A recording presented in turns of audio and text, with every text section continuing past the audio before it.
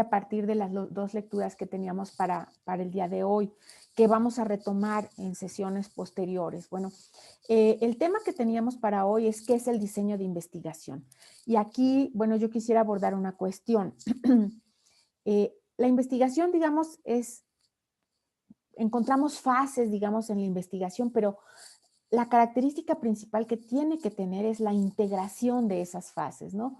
Entonces, partimos del problema de investigación y del marco analítico o marco teórico para hacer esta construcción teórico-metodológica que es la que nos va a permitir abordar el estudio, digamos, empírico, ¿no?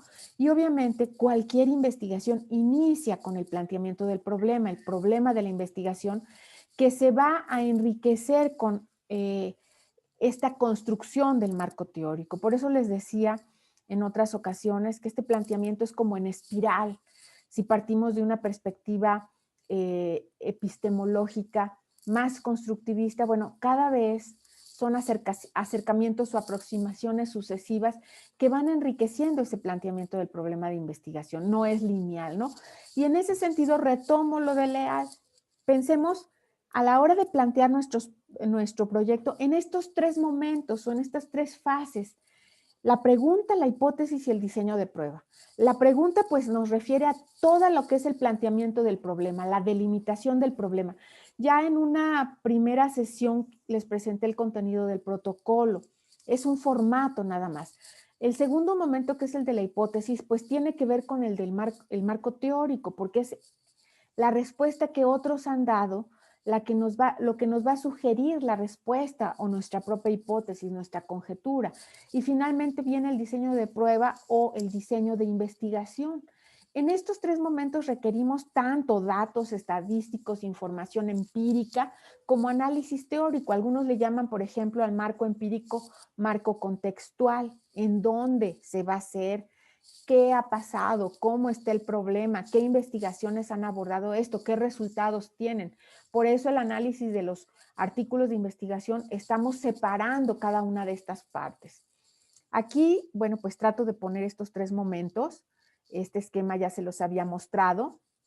Si ustedes se fijan, este esquema simplemente nos da parte de lo que es el contenido de del diseño de investigación. Estos son los tres momentos. En el primero planteamos el problema y el problema se plantea con datos empíricos, pero también con investigaciones previas. Las teorías que identifiquemos, los conceptos, nos ayudan a replantear ese problema. Estas teorías, además, nos permiten generar en este segundo momento la respuesta tentativa y en un tercer momento desplegar, ¿sí? ¿Qué datos necesitamos nosotros? ¿Qué tipo de información necesitamos nosotros? Y a partir de esa información que es más pertinente, bueno, ¿qué métodos o técnicas de recolección queremos usar y por qué? Y qué técnicas de análisis, ¿no? Ahí resumiría yo esos tres momentos que tiene que llevar nuestro proyecto. Y en este primer momento, pues está el problema, en este segundo momento, la revisión de literatura, y en el tercero, el diseño de investigación. Pero además, bueno, es importante pensar en que hay también diferentes momentos. Ahorita estamos en el momento del proyecto de investigación. El proyecto de investigación es la fase de planificación del proyecto, de la investigación. Nada más. Luego desarrollamos la investigación, pero esto puede cambiar o ajustarse. El proyecto siempre se ajusta cuando desarrollamos la investigación, porque la realidad generalmente no es como la imaginamos. Y vamos teniendo obstáculos a medida que vamos recogiendo información, que nos vamos haciendo más expertos en el tema, que nos obligan a cambiar lo que planeamos en el proyecto. Entonces, este sería un segundo momento también. Y un tercer momento es cuando reportamos la investigación. Y hay muchos formatos de reporte. En el caso de ustedes, su tesis o ICR, pueden ser artículos de investigación, pueden ser ponencias para congresos, pueden ser propuestas de cambio en el caso de los proyectos de intervención, pueden ser ponencias para congresos, etcétera. El reporte de la investigación puede tener muchos formatos. Entonces, en todos esos momentos, pues se maneja la metodología.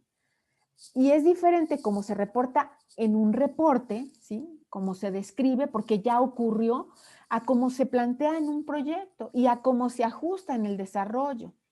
Entonces, eso no lo tenemos que olvidar. Ahorita estamos en esta primera parte, en el proyecto de investigación. Recomendaciones. Bueno, es fundamental la coherencia en esos 3 apartados y la fundamentación teórico-empírica. En ese sentido, tanto sea un enfoque cualitativo como cuantitativo, requerimos coherencia y requerimos fundamentación teórico-empírica. Y para esto, pues la metodología es el engranaje fundamental. Otra recomendación, brevedad y claridad, ¿sí? Si nosotros tendemos, digamos, a escribir y escribir y escribir y nos vamos por la epistemología y por la filosofía y por muchas cosas, no es que no sea pertinente, pero en el momento del proyecto no resulta tan relevante, porque tenemos que ser claros y concisos, ¿no? Es muy importante conocer la literatura más importante de los ejes que hemos nosotros seleccionado y, por supuesto, en la medida de lo posible, estudiar otras experiencias similares, experiencias de investigación similares a la nuestra. ¿Qué es la metodología? Y esto, bueno, pues solamente lo reitero a partir de lo que planteábamos en la sesión anterior, pues es muchas cosas, porque tiene diferentes funciones en la investigación. En primer lugar, es la planeación detallada de mi proceso de investigación, los pasos que voy a seguir, pero también, como señalaba Stasic, las razones, por qué y para qué de esa manera. Pero son también, ¿sí? Y esto tiene que ver con operaciones epistemológicas, son las mediaciones que aseguran la articulación entre la teoría abstracta y la información empírica, ¿sí? Pero también la metodología debe asegurar la replicabilidad o reproducibilidad del estudio que planteábamos. Esto que planteaba, no recuerdo quién al inicio, cómo transferir mis resultados de investigación a otro contexto, ¿sí? ¿Es posible apropiarnos, asimilarlo, transferirlo? Bueno, un primer elemento para lograr esto es dar todos los elementos, toda la información necesaria para que otros lo reproduzcan, una investigación similar en otros contextos. En ese sentido, la metodología pues hace referencia a la lógica general de la investigación que va a guiar nuestro estudio. Incluye, por supuesto, también los métodos que usamos para la recolección de información, la estrategia metodológica y las técnicas de análisis de resultados, ¿no? Alejandra, ¿qué pasó? Adelante. Perfecto. Yo he tenido una duda constante, sobre todo con lo que encontraba de pronto en Sampieri. No sé si sea el momento y me disculpa si de pronto no opera aquí, pero me confunde esto que se habla de la mixtura entre los enfoques metodológicos, porque en algunos lugares he encontrado con que la mixtura se ancla única y exclusivamente en el uso de las técnicas de recolección de información, y en otros tiendo a confundirme con que sí se puede hacer como una mixtura generalizada. No sé qué tan congruente sea eso o cómo opera. ¿Cómo no? Gracias, Alejandra, por tu pregunta. Miren, esta mixtura se puede hacer, como lo planteas, en general, ¿sí? Los que son más puristas, digamos, los positivistas más rígidos, quizás estarían en contra de esta mixtura general, ¿sí? Pero desde un enfoque, digamos, más reflexivo, más integrador, se puede hacer esta integración tanto de enfoques, o sea, incluir, ver el objeto desde un enfoque cualitativo y un enfoque cualitativo con metodologías de ambas, ¿sí? A esto se le conoce como triangulación, por ejemplo, y la triangulación puede ocurrir a través de enfoques, a través de métodos, a través de técnicas de análisis, etcétera. Pero sí, quizás algunos te van a decir que no. Pero yo te diría, sobre todo, los positivistas extremos o quizás los posmodernistas extremos. Y quizás en el capítulo que leímos de Sampieri se deje entrever esto, porque este capítulo está centrado sobre todo en los métodos cuantitativos, en una en un planteamiento más de este enfoque también, ¿no? Pero en este mismo texto tiene otro capítulo en donde aborda el diseño cualitativo, pero sí es posible, ¿sí? Lo único que tendríamos que buscar es, pues, construir la investigación con mucho rigor, como todas las investigaciones, ¿no? Y bueno, implica mucho más trabajo también, porque tienes que trabajar y lidiar con diferentes enfoques, con diferente literatura, justificar un enfoque más cuantitativo junto con un enfoque más cualitativo, ¿no? No sé si respondo, Alejandra. Sí, muchas gracias. Bueno, y en ese sentido, cada enfoque está articulado también con una perspectiva epistemológica, de la cual nosotros como investigadores debemos ser conscientes, pero no necesariamente requiere de explicitarse en el proyecto de investigación, porque vuelvo a la cuestión de que el proyecto de investigación es bastante reducido, ¿no? ¿Qué quisiera yo enfatizar? Así como ustedes al inicio enfatizaron algunas cuestiones de los textos, bueno, yo quisiera enfatizar también algunas cosas.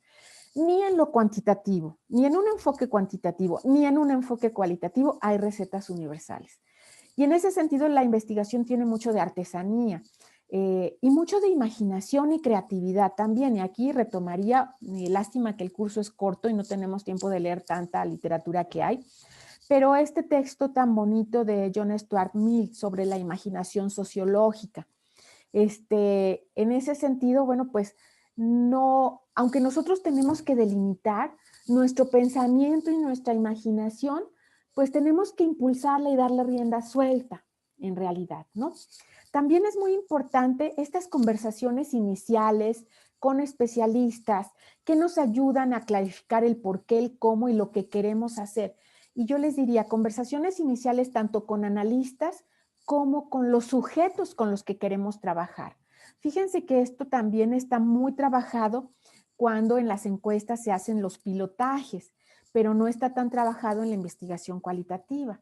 Pero es muy propio, muy adecuado tener estos acercamientos aún cuando estamos haciendo el proyecto, porque estaremos mucho más anclados a la realidad. Otros dos elementos que quisiera rescatar es el concepto de reflexividad, que espero que tengamos también oportunidad de seguir trabajando después, y las consecuencias. La reflexividad alude básicamente a esa capacidad que tenemos que desarrollar como investigadores de observarnos a nosotros mismos, de observar mis errores, de observar lo que puedo mejorar, de observar las limitaciones que tiene mi planteamiento respecto a los planteamientos de los otros y la responsabilidad profesional que tengo con quienes estoy trabajando, con la población. Por ejemplo, si estoy planteando también un proyecto de intervención, bueno, pues la responsabilidad enorme que tengo si me he comprometido yo a hacer una intervención, por ejemplo, ¿no? Y esa responsabilidad también de observarme a mí mismo constantemente y estar mejorando y observando esos huecos que tiene mi trabajo, ¿no? Y el otro concepto que plantea Stasik y Getsuil son las consecuencias, que yo lo leo como esa rigurosidad que debe de tener cualquier proceso y articulación también de todas las fases que debe de tener la investigación entre el problema, el marco teórico y el diseño de investigación. Me gustaría también detenerme en estos tres puntos y más en unos que en otros que plantean en el texto. La formulación de la pregunta de investigación, que ya la han planteado ustedes, y bueno, que poco a poco se va a ir clarificando a partir de estas preguntas. Este cuadrito que plantea me parece que es muy útil y nos puede llevar precisamente a repensar qué es nuestro problema de investigación. Aquí yo les diría, la teoría nos va a ayudar también, esta revisión que hicieron en el marco teórico que me enviaron, les va a ayudar también a clarificar su problema de investigación, porque veremos cómo otros han abordado estos problemas o problemas relacionados al que yo estoy trabajando, con qué limitaciones, en qué contextos, con qué datos. Un segundo punto es la selección del método, que es lo que vamos a empezar a trabajar el día de hoy, que también está articulado con la teoría y con el problema de investigación. Y finalmente, la parte de los recursos necesarios. Y aquí quisiera detenerme un poco más. Nosotros, bueno, como estamos en un contexto académico, no tenemos que plantear elementos que usualmente se plantean en un proyecto de investigación, como cuáles, el presupuesto, No lo estamos planteando porque lo estamos sacando de nuestra bolsa. Pero el mayor recurso que nosotros vamos a plantear es el tiempo. Por eso hacer un calendario de actividades es fundamental y entre más detallado es mejor porque nos permite tener el horizonte de trabajo y irnos monitoreando cómo vamos avanzando y qué problemas vamos teniendo, ¿no? La propuesta del, perdón, este proyecto que ustedes están haciendo también es parte, o lo que se conoce como propuesta de proyecto, es parte fundamental de los recursos y a mí, en la medida en que lo planteen mejor y más acotado y de manera que puedan manejar sus tiempos, bueno, pues más fácil va a ser manejarlo por ustedes, ¿no? Finalmente están los dilemas éticos, en términos de los compromisos que asumen con la población con la que van a trabajar, con cómo van a retribuir, por ejemplo, la apertura que les den quienes les van a dar entrada a universidades, a, a, a grupos, a salón de clases o a otros espacios que tienen ustedes que negociar. ¿Qué les van a dar a cambio? Cómo su proyecto va a apoyar el mejoramiento de los procesos, de los logros, de la calidad de la educación. Son preguntas también que tenemos que plantearnos y son parte fundamental de estos recursos necesarios en los que tenemos que pensar para conducir la investigación, ¿no? En este cuadro, bueno, pues simplemente es el cuadro que ustedes ya leyeron. Yo les invitaría a cada uno de ustedes a repensar su proyecto a partir de estas preguntas, ver el problema y la teoría a partir de estas preguntas, reevaluarlos, ¿por qué va a ser válido mi proyecto? Fíjense, el cómo tiene que ver precisamente con el diseño de investigación y nos debe de llevar a pensar en cuáles van a ser mis unidades de análisis. Si hago un estudio de caso, pues cuál va a ser la posibilidad de validarlo, de generalizarlo, la confiabilidad del estudio, cuáles van a ser mis métodos, cuáles van a ser mis herramientas de recolección y análisis. En términos de ¿para qué quiero el conocimiento? ¿Lo quiero para cambiar una situación o simplemente quiero comprender un problema? ¿Para qué quiero yo este problema también? Resolver este problema, ¿para qué quiero esta teoría? Quiero que tenga una importancia teórica porque solamente me voy a restringir a comprender o me dirijo a la academia o me dirijo a la sociedad. Creo que es importante que esta primera versión integrada en la que vamos a trabajar incorpore también una reflexión sobre esto. Ahora, esta tablita la quise poner porque tanto Sampieri como Stasik abordan también o delinean lo que sería la investigación-acción. En el ámbito cualitativo, bueno, la investigación-acción se centra mucho en una evaluación ex post generalmente, o sea, se hace un cambio y nosotros evaluamos ese cambio. Yo les diría, va a ser muy difícil por los tiempos y por la situación que estamos viviendo, que ustedes elaboren un dispositivo, lo implementen y después evalúen cómo resultó ese dispositivo. Eso es una intervención, eso es una investigación-acción. Entonces, yo les recomendaría más a quienes quieren trabajar con intervención que trabajen con un cambio que se hizo y evalúen ese cambio en el tiempo, porque no tenemos tiempo de hacer todo. Ustedes tendrían ahorita que ya estar implementando ese dispositivo para después evaluarlo los próximos 6 meses. Entonces, bueno, esto también nos ayuda a repensar los tiempos para quienes quieren hacer una intervención, ¿no? Aquí tenemos este ejemplo de cómo se involucran los padres en la educación escolar de sus hijos. Y bueno, cómo cambia a partir de la intervención. Entonces, bueno, yo se los puse sobre todo para que lo piensen, tanto desde quienes quieren hacer una evaluación, una investigación de intervención cualitativa, como desde quienes quieren hacerla cuantitativa. Y aquí retomo pues, mapa conceptual que plantea Sampieri. Y bueno, quiero aludir, o sea, no lo voy a repetir, por supuesto, si tienen ya alguna duda específica sobre el texto, bueno, pues me la plantean. La idea es que ustedes vean las posibilidades que hay para que vean qué tipo van a asumir. Yo sé que, por ejemplo, algunos que van a hacer encuestas, bueno, trabajarían con quizás con un diseño longitudinal o transeccional. Pero bueno, aquí nos muestra Sampieri pues las diferentes posibilidades que tenemos en términos de investigación cuantitativa. ¿Dónde estaría aquí la intervención en términos de si queremos hacer una intervención más del orden cuantitativo? Bueno, pues en las intervenciones experimentales. Podríamos, por ejemplo, hacer un preexperimento, un cuasi experimento o un experimento puro, que es mucho más difícil, ¿no? Es más fácil hacer un experimento puro en las ciencias duras, pero podríamos hacer un cuasi experimento porque implica tener un grupo experimental y un grupo de control, hacemos cambio en uno, seleccionamos a los sujetos con las mismas características y medimos las mismas variables, por ejemplo, ¿no?